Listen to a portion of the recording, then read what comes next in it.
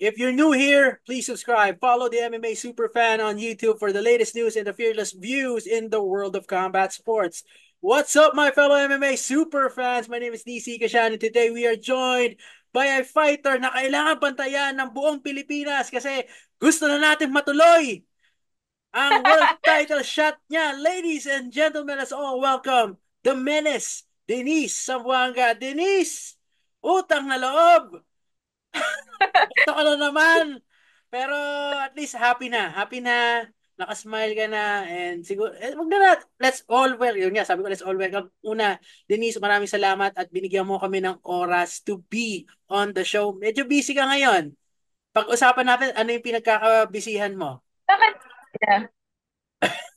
Of course. You're always welcome. And ayun nga, every fight ko syempre, 'di ba? Lagi tayo may interview. Yan. Lagi kang welcome Yan. to interview anytime. Yan. Yun. Yan ang gusto ko Sa kay akin, Denise eh. business, walang busy pag when it comes to this. Kasama siya Ah. sa fighting at Yan. sa gantong. Tsaka hindi kinakabahan si Denise kapag may camera. Hindi takot sa camera. Huwag na natin pag-usapan sino yung mga na-interview natin na talagang tawa tayo ng tawa. Pero Denise, this is your moment. Finally, it's here. Sobrang dami ng detour since 2020. Ilang beses na natin na pag-usapan. Masakit. Ano yung nararamdaman mo? Masaya ka ba? Nakuha mo na yung title shot, pero obviously you're smiling ear to ear right now. And it's going to happen this coming January. Maagang pamasko, maagang Happy New Year. Mas maagang Happy Valentine's kasi you're going for the title. The interim title at One Fight Night 27, January 11 at the Lumpini Boxing Stadium against Alyona Rasoina of Ukraine. Denise, it has been a long journey. Hindi ba at the same time, kasi alam mo yan, during your alone time, for sure naiisip mo yan eh, na mangyayari pa ba? Nagkaroon ba ng doubts? Nagkaroon ba ng ano? Of course, meron ka sariling prayer eh, na Lord, bakit nangyayari yung ganitong klaseng challenges along the way? Kasi nandun na eh. At pinag-uusapan natin to since 2020 and during the pandemic, even during the pandemic, we had this conversation na magkasama pa kayo ng kuya mo na dapat alam mo yan, sana nagkaroon na lang ng interim. Bakit walang interim? Yung sabi mo, oo nga, we've been talking about this since 2020. Now you're here, magpa 5 years na 2025 pag ano. Let's talk about that. Let's talk about yung side mo na hindi nakikita ng lahat. Going through all of it na deserve ko ba to be in this position o hindi ko deserve? Did you ask that questions nung mag-isa ka lang? Yes, yun nga, after, I think 2020 and lalaban ako 2025 na. So, it's been Hmm. a long journey, long journey. No. So, since 2020, I've been at the rank, 'di ba? So, Hmm. nasa rank na ako since 2020. Hmm. So, nung nakita ko yung ranking before ng 2020, yung mga kasama ko sa ranking, usually most of them Hmm. naiiba.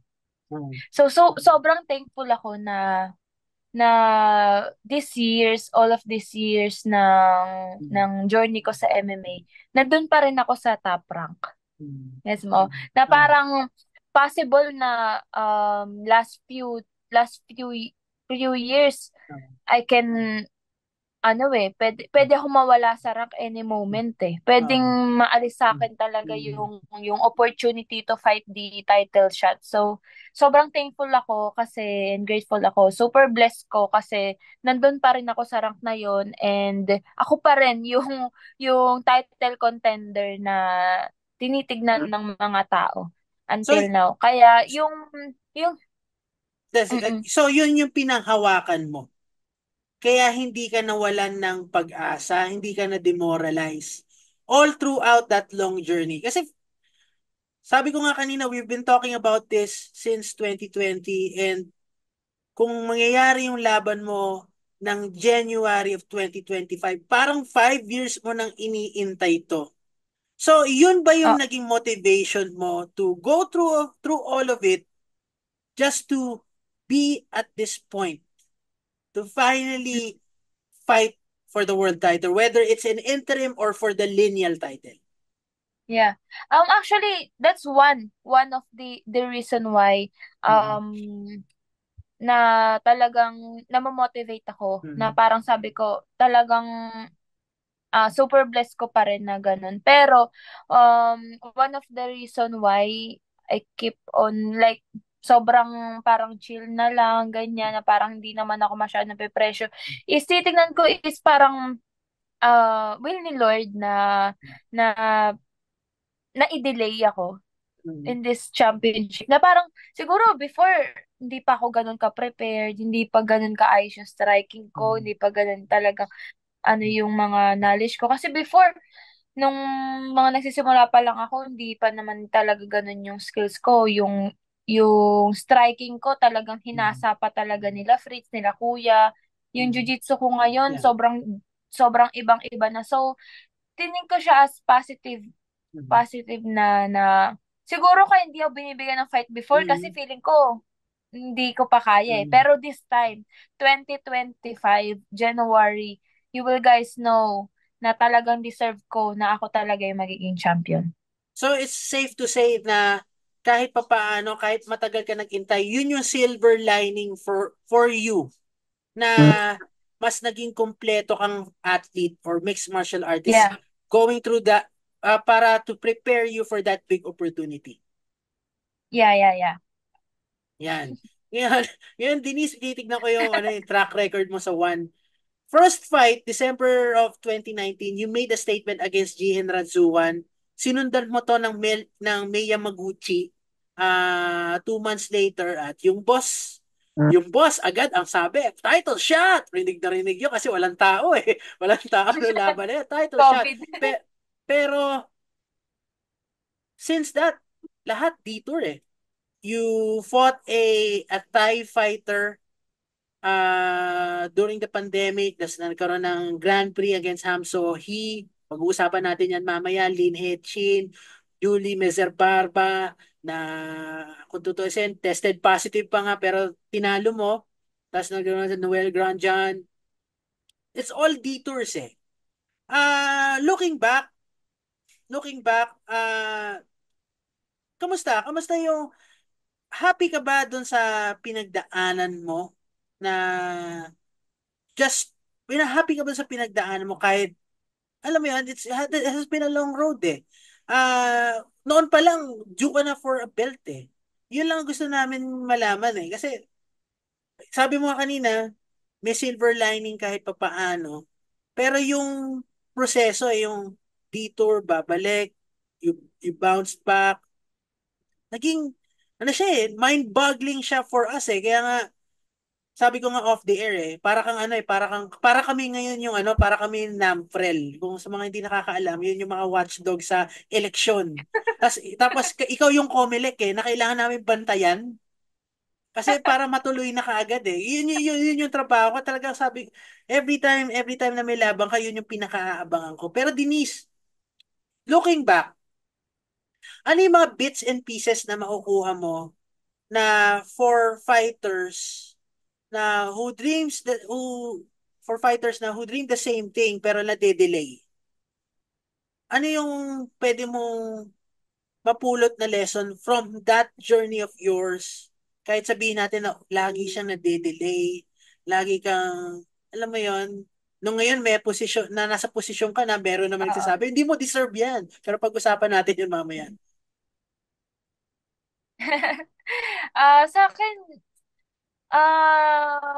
nung mga times na dumadaan sa akin yung mga ganyang challenges, ups and down, delays and everything, of course, dumarating sa point na parang minsan nawawalan na ako ng motivation to go forward na parang siguro hindi talaga para sa akin, ganyan yung mga iniisip ko before. Pero eventually, nung mga talagang na-realize ko na talagang pine-prepare lang talaga ako, is inano ko na lang siya as motivation ko na parang yun nga na parang yun yung way para mas lumakas pa ako, ganyan. Feeling ko mas yun yung mas nagiging mindset ng mga champion eh. Na parang kailangan ang mindset ng champion is never give up, Yeah. talagang kahit anong challenges yung dumaan sa inyo is you still have to move forward. So, Denise, kung happy ka sa turnout, given the detours that you went through as an athlete, mas kumpiyansa ka sa version mong to. Kunyari, let's say, kung yung version na to, ang nakalaban mo was the Angela Lee of Mhm. 2020, mas 100, kumpiyansa ka. 100%. I can Mhm. fight anyone. Mhm. So, okay. Ngayon, going through this, hindi ka ba going through this, ito yung gusto kong tanong eh. Have you contemplated leaving one championship? Kasi nade-delay, magkakaroon ng detour, kakalabanin mo dapat yung champion, wala yung champion. Naisip mo, sumagi ba yun sa isip mo or nasabi mo ko, sige, dahil ganito ngayon nangyayari, this is, my next goal is to make myself undeniable. That's the right word. Yeah. Before, sumagi yun sa isip ko na parang maybe I have to move to other organization or maybe yun mas deserve ko to compete sa ibang org. Pero, na-realize ko na parang, yun nga, since nandito ako, lagi ako nasa rank eh. Siguro, Ah, kung yung times na parang nawala na ako sa ranking or na ano mm, na, mm, pero lagi ako nasa top rank eh, na parang mm, feeling ko one championship is really really for me. mm. Speaking, nabanggit mo na ngayon deserving. Meron ka na nakalaban from the past Yeah. when the fight was announced last Friday. Hindi ko alam kung kailan lalabas tong interview ito. So, kayo na lang gumawa ng mat nyo kung kailan. Pero when the bout, when yung rescheduled bout nyo for the interim title against Alyona was announced, meron nag-IG story na Mhm. this is not the title fight. Or di deserve ng dalawang to have the title fight. Of course, I'm talking about Am Sohee. Kasama What siya was sa your... division. Oh, kasama siya. Binigay ko na kayo pangalan. Ah, Binigay ko na yung pangalan. Am Sohee. ah. What's your reaction to that? Napag-usapan na natin to before. Alam mo yan, another interview na parang napag-usapan natin na ito nga parang kami naman parang kami naman you already had your chance against Tampere Tex in 2023. Fortunately, you lost. Ganun yung naging statement. Pero what was your reaction to that? Kasi kung sa'yo, it was your moment eh. It was Yeah. moment mo na to eh. Ito na yung ang binigay ng one, it it was beyond your control. Yun ang binigay na kalaban for the interim title. I get your point. It made sense dahil lang kinalaban na naman ni Ham Sohee was Stamp Fairtex, nakadalawang laban na rin kayo ni Ham Sohee. Alyona has a win over Stamp Fairtex, kahit sabihin natin matagal. What was your reaction to that? Para kasi parang ang nangyari, party pooper, for lack of a better term, sorry. Pero ganun yung nangyari. What was, what, of course, pwede mo nakita yan, whether it was a screenshot o pwedeng na i-send sa'yo. What was your reaction there? We want to get to know your thoughts. For me, yun nga, sabi mo, or sa akin din, para sa akin is, she already had her chance Mm. before with Stamp. So, sana, mas ma-realize niya na 2019 pa lang nasa 1 na ako. Ah, Na 2020 pa lang, binibigay na sa akin yung title shot. And ayun nga, meron na siyang chance. And siguro kung after ng fight namin ni Aliona, whoever wins, she can fight. But I mm, don't know anong purpose niya or anong gusto mm, niya para ba, ano yung intentions niya to those posts and stories eh. Ano bang ah, gusto niyo? Mag na parang siya yung mag-fight? ah. Yun nga, gusto niyo Parang gusto niya mangyari. Oh, maglaban oo. kami. Oo, parang Ah, gano'n. Gusto niya mangyari. Hindi ko rin magets bakit, ang di ko rin magets talaga, na ang sinabi niya with an interview with Bangkok Post with Nate Atkins, ang sabi niya, hindi mo deserve dahil tinalo ka niya, hindi rin deserve ni mm. Alyona dahil ang tagal niyang wala. Sino kakalabanin niya for the world title? That's the question eh. Ngayon, so sino kakalabanin niya for the interim title? Sino available? Pwede yung I forgot the name, the number 3 rank na kakapasok lang sa division niyo sa rankings niyo. Si Sawada. Oo. So, yes. So, I don't really get it eh. Si Chihiro Sawada kasi he had only 3 fights and she only had 3 fights at the same time wala pa siyang rank contender na nakalaban. Mm-mm. So ikaw Denise, ano ang opinion mo regarding that? Kasi ano ba talaga plano niya? Kasi the best sa akin kung ako ang matchmaker, the best sa akin, sige, let's do a third fight. Pero yung statement niya kasi doon sa interview niya, I believe 2 months Hindi ago, deserve. hindi niya daw dalawang deserve. So, sino dapat ang makalaban niya? Parang gusto niya siguro Sawada and her. Ganon. Pero Oo. kasi, um, inline na ako kay Stamp eh. Oo. So, I was Yeah. supposed to fight na talaga with champion. Mm. So, Mm. ang ginawa lang ng one, fair na ginawa lang ng one, is pinalitan yung champion. Mm. Na, I was supposed to fight Sawada but she refused and then si Aliyaw na yung pinalit. Mm. Tapos, ayun, siguro ayaw na ng mga fight ng mga tao na dun na makita yung Ham and ako sa Mm. championship kasi meron na nga siya na Mm. nakalaban niya na si Stamp before, meron na siyang chance before. So, siguro gusto na makita ng mga tao ibang ibang kalaban ko naman. Oo. Ako agree naman ako diyan. Pero let's put that on record. Ang inoffer sa'yo first time for the interim title, the first time that the bout was offered to you, dapat si Chihiro Sawada, pero Chihiro Sawada turned down that bout offer against you. Tama ba? Mm-mm. Yan. Okay. Let's get that on record. Kasi made sense eh, Yeah. paano yung naging process niya eh. Then it end up with Alyona. Now, Mm-mm. Denise, this is an interesting situation for you kasi before, yung mga kalaban mo, it's either nai-injure o ayaw lumaban. Yan lang yung situation eh. This time around, you're coming off an injury. Kamusta siya mentally? Marami nagsasabi na parang just an injury mo, overcome mo rin. Pero ikaw, how are you nung sinabi sa'yo, nakikita kita kahit injured ka, nag-ensayo ka pa rin eh. Nasa athlete yan. Wag mo nang i-deny. Parang, Kasi wag mo nang i-deny. Pero the time na bumalik ka, unti-unti, rebuilding ka, tapos may nag-iintay sa yung napakalaking opportunity. How did you deal with that mentally?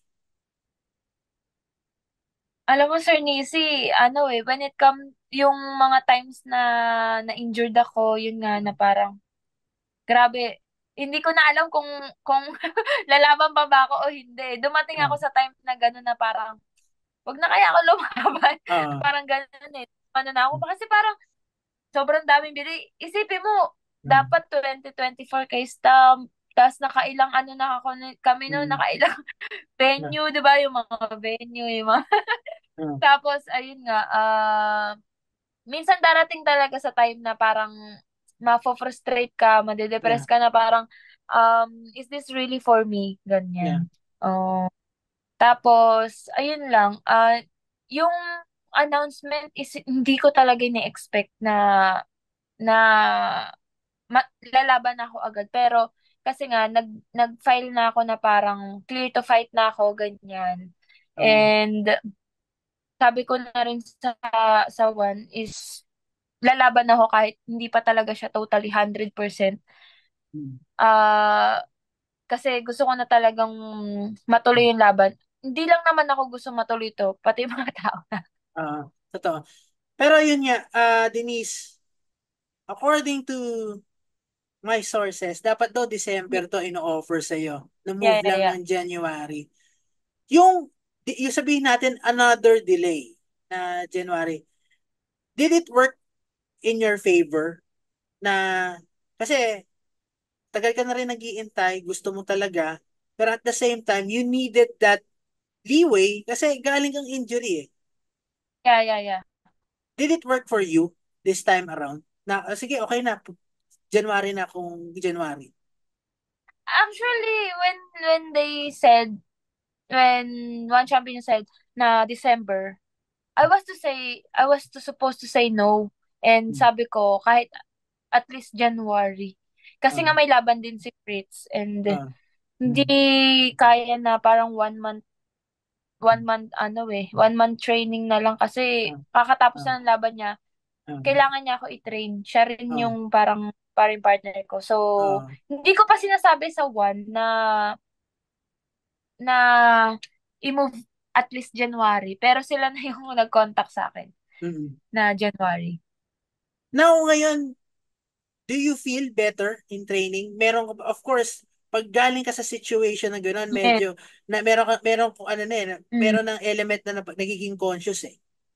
How Yes. is it? How is it in training now? Mas maingat ba? O bumalik ka na doon sa dating mindset na hindi, kung kailangan ko bigyan ng 110% effort sa training dahil it's going to be Yeah. for the interim title. Kailangan kong gawin. Yeah. Actually, Sir Nisi, tawag dito, yung injury ko, minsan nafe-feel ko pa rin siya. Pero inaano ko na lang siya parang as normal na lang eh. Mm. Pero may times na talagang sumasakit siya. Pero hindi naman siya ganun totally na Mm. na-affect sa training ko. Pero, ayun, yung motivation ko and yung push ko sa training is mas mas dinadagdagan ko pa kasi Mm. sobrang hirap kasi sobrang laki ng pressure Yeah. sa akin na parang Ah. sobrang dami nga nag-aabang tapos yung opponent ko is nag-off siya ng parang 3 years. So Mm. parang ang pangit tignan na parang sobrang dami ng pinagdaanan ko tapos biglang matatalo lang ako. Kaya binibigay ko talaga 100% ko sa Yeah. training. Denise, hindi ko na tatanungin kung worried ka or worried si Fritz or worried si Kuya Drex mo na maka-apekto to sa performance mo this coming January. Ito na lang siguro tanong ko, may contingency plan na ba sa team nyo if ever that happens? Na, Kunyari, alam mo yan, di ba iiwasan yan, kunyari, parang pwedeng yeah. makasagabal, ano yung pwede Mm-mm. nyong gawin pagdating ng laban? That's the question. Worried kayo kasi pwede talaga eh, kung aminado ka na nararamdaman mo pa rin, nandyan na yan eh, nandyan na yung worry. Pero the question is, meron na bang plan in place just to, let's say, overcome that heading into this fight or when it, knock on wood, happens during the fight. Actually, Sir Nisi, kapag nasa loob na ako ng cage, wala na akong pakialam eh. Mm. Talagang inisip ko na lang talaga is talunin, patayin tong kalaban ko. So, Mm. ano mang maramdaman ko dun sa cage, ay sa ring, wala na akong pakialam. Ang importante sa akin, may uwi ko yung belt sa Pinas. Yan ang bagong meaning ng tiis ganda mula kay Denise Zamboanga. Well, Denise, ikaw yung tao, based sa mga nasabi mo sa akin is finding the true purpose doon sa mga pinagdadaanan mo. Speaking of that, ikaw ba mas dahil doon sa tagal ng intay mo for this opportunity at the same time, yung laban mo against Oliona, mas napag-aralan nyo ba siya? Doon sa, mas napag-aralan nyo ba siya because of yung sa pag-iintay, sa pagre-recover mo from that injury, at the same time, makagawa kayo ng mas solid na game plan para doon sa laban nyo Yes. this coming January? Yes, yes, yes. Actually, since nung before pa ako ma-injury is talagang pinag-aaralan ng team namin yung mga galaw and kung paano namin dedepensahan yung Mm. mga techniques na ginagawa niya sa fight. So, Mm. yung delay na nangyayari ngayon is malaking tulong din sa akin. Speaking of yung malaking tulong, Denise, mapag-usapan lang natin, ano yung masasabi mong advantage mo heading to this fight? Ano yung makikita mong pentahin? What gives you the confidence that skill-wise, you will be able to overcome this challenge and finally bring home that 26 pounds of gold back to your humble home in Quezon City? For me, yung hunger ko to get Mm. that belt. Mm. Alam mo yung feeling na parang eto na, Mm. ah andito na ako. Hindi nila pwedeng makuha sa akin 'yan. Na hindi pwedeng mapunta sa iba yung Mm. belt na 'yan. Yun yung lagi kong iniisip. And also yung advantage na iniisip ko is matagal siyang na off sa Mm. laban. Mm. And ako is mas active when it comes to fighting this past few years. Kaya yun yung iniisip ko na parang advantage ko. Si Aliona is a fighter who is truly a wild card Kasi we never expected that she would do that to Stamp Fairtex. And you Yeah, know, kung between the both of us, mas kilala mo si Stamp Fairtex. yeah. Alam mo yan Pero ano yung advantage na kilala mo si Stamp Fairtex, alam mo yung skill set ni Stamp Fairtex, tapos ginawa niya yung kay Stamp Fairtex, ano naman ang gusto mong gawin in that fight against Oliona to avoid that kind of dangerous position, to avoid giving that advantage against you in the fight this coming January? Sobrang laking tulong na nakatrain ko si Stump before. Mhm. And also, mas makakalaban ko yung nakalaban niya. Kasi mas nakikita ko kung ano Mhm. yung parang skills nung dalawa eh. So, Mhm. makikita ko na parang kaya ma-outstrike ni Stump. Mhm. And also, yung defend niya sa kung paano niya i-defend yung mga submissions and takedowns Mhm. is malaking tulong na nakatrain ko si Stump before. Mhm. So, skillfully, tingin mo mas may edge ka over kay Aliona when you say striking and grappling? Um, mm, nakikita ko kasi yung fight nila ni Stump talagang Mm. sobrang maano siya, sobrang aggressive Ah. and sobrang unpredictable lalo na yung mga submissions niya. Mm. Kaya eto malaking challenge and hindi siya easy fight for me. Mm. There's of course napag-usapan na naman natin to earlier this year nung labat Mm. lalabanan mo sa Catharsis Stamp na malaking bagay to for Philippine MMA kasi alam mo naman na wala pa tayong Pilipina na world champion. Yeah. So, Denise, is that an added pressure? Balikan lang natin yung tanong na yon. Is that an added pressure now that you're in this situation noon? Kasi sobrang excited ka ngayon pero ang dami mo ng pinagdaanan Do you see that now as a pressure o ganun pa rin? Ganun pa rin yung magiging sagot mo sa akin? Na no, it's more of a motivation kasi pag nagawa ko to, you will forever be remembered in the history books of Philippine MMA. The pressure, Sir Nisi, is there. Hindi Mm. siya hindi siya mawawala. Nasa Pinas man ako, pumunta man ako sa iba't ibang gym dito sa Pinas. Lagi nilang yan yung sinasabi nila. Ah. Na, o pumunta man ako sa Thailand, sa Bangkok. Mm. yun pa rin sasabihin nila na parang Philippines, no MMA champion, Mm. like that. Talaga parang alam nila eh. Alam nila Mm. yung history or kung ano yung ano sa Pinas na wala pang MMA champion na babae. Mm. So, that, at this, pero paano mo, how do you handle yung pressure na yun? May pressure. How do you handle it? Oo. How do you handle it? Ah, alam mo yun, mas ano ba, mas pinag-iigihan mo sa ensayo o bothering siya? Ano siya ba? Inano ko siya as ano na eh, Mm. as motivation sa kanila eh. Yun, Mm. mas Mm. ginagaling ko talaga sa training. Mm. And also, paano ko ba sasabihin? Ano na sila eh, parang sila na yung motivator ko eh. Kasi Mm. Mm. parang buong bansa nakatingin sa akin. Sanay kasi ako before, nung mga unang-una pa lang na parang underdog. Mm. Mas gusto ko yung mga underdog, underdog lang eh. Kasi parang walang pressure. Alam mo yun, na parang, okay, di Denise lang na di ba kilala? O Ah, tapos ah. biglang Ay, nanalo. kakalabanin ko yung mga tanga. Mas okay yung ganun eh. Kesa Ah, yung, ah. yung ngayon na parang lahat nakatingin sa akin na, ay, ano to, amado to si Denise, parang ano, ganun. So, ayun, mas iniigihan ko talaga sa training. Speaking of training, malaking bagay ba yun na makuha mo yung World Championship for doon sa para sa team nyo, yung T-Rex MMA? Kasi Denise, nanggaling ka na sa mga world-class na training camps. Pero ikaw, kayo nila Fritz, kayo ng Kuya Drex mo, decided na, tayo-tayo na lang. Kaya naman natin to eh.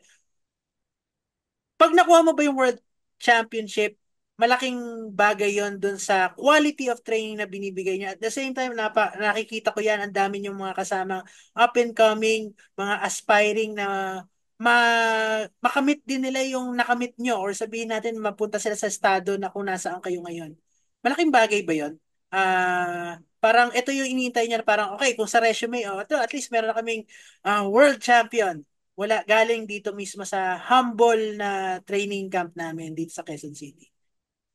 Ayun nga, sobrang bihira din talaga na parang ah, maliit na gym. Mm. Yung sobrang liit lang talagang gym. Tapos biglang lalaban sa international, tapos mag-uuwi ng ganong karangalan, Mm. lalo na sa bansa na to. Kaya malaking motivation to sa mga fighters namin and also sa mga ibang fighters din na nagtitrain sa mga maliliit lang na gyms or teams na talagang ipurso nila yung MMA dito sa Pinas na hindi nila kailangan pumunta sa ibang bansa to train and kailangan lang nila ng maliit na team na talagang tutulong sa kanila, magfo-focus sa kanila sa training and yun yung magiging ano nila para mas manalo sa fight. Nini, siguro panghuling tanong ko na lang. Ang dami, lagi ko to nasasabi throughout the interview. Ang dami na nangyari sa iyo. Pero ikaw ba, nandun ka na sa point na maniniwala na lang ako na lalaban na ako for the title once nasa loob na ako ng ring at sasabihin na ng referee fight. Siguro naman pag nakabiyahe na ako pero hindi, may ano pa eh, may weigh-in and May ano pa way eh. it's pa.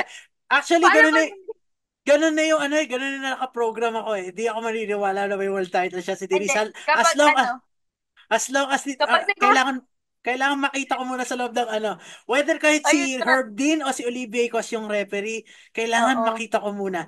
Ikaw ba ganun na yung mindset mo? Feeling ko ngayon, 100% 100% matutuloy na siya. So yun ang promise mo ngayon sa mga Filipino fight fans. Yung mga before, parang feel ko na parang medyo ano na eh, eto na naman siguro, feeling ko may mangyayari na naman. Pero eto, nakikita ko talaga na 100% matutuloy na yung laban. O sige, pag-usapan na lang natin yung after. Pag natuloy na yung laban, kasi magandang usapan yan. It's another good interview with you once you win the title, once you Yes. overcome that big challenge, that monumental challenge this coming January at One Fight Night 27. Denise, baka gusto mo silang ayain o sabihin, imbitahin na panoorin yung laban mo this coming January. At the same time, pasalamatan yung mga supporters na patuloy at walang sawang sumusuporta sa iyo throughout your journey. Ayun. Sa mga fans and supporters na patuloy na sumusuporta sa akin, simula nung nagsimula ako sa MMA career ko, maraming maraming salamat sa inyo. Nasa inyo na kung manonood kayo o hindi, kayo na bahala. Kasi, ano na to, pangilan na to. So, kayo na Ah, bahala kung ah. manonood kayo o hindi, Hindi, guys. yun, Oh, hindi, yan nga yung kasasabihan ng lahat eh. Kung matutuloy o hindi. Yan ano. Pero buong oh, Pilipinas ang magbabantay katulad sa yes. darating na eleksyon. Yeah. 2025 ang susunod na eleksyon, 2025 din po ang susunod na laban ni Denise Zamboanga. Bantayan po natin na matuloy Bantayan ang niyo po ako. laban. Denise, Oo. we wish you nothing but the best and hopefully we see you inside the ring fighting for the world title, Yes. for the interim world title Kasi on tumatanda na January ako. 11. Hoy, hindi ko pa naman ganun katanda, pero we Hindi wish you pa ba? nothing but the best, Denise. Yes. Thank you, Sir Nisi. That's it for all of us here on the MMA Super Fan. Don't forget to like, share, and subscribe, and also hit the notification bell to stay up to date with all the latest content from the MMA Super Fan. Again, I'm Nisi Casiano with the menace, Denise Sambuanga. Till next time.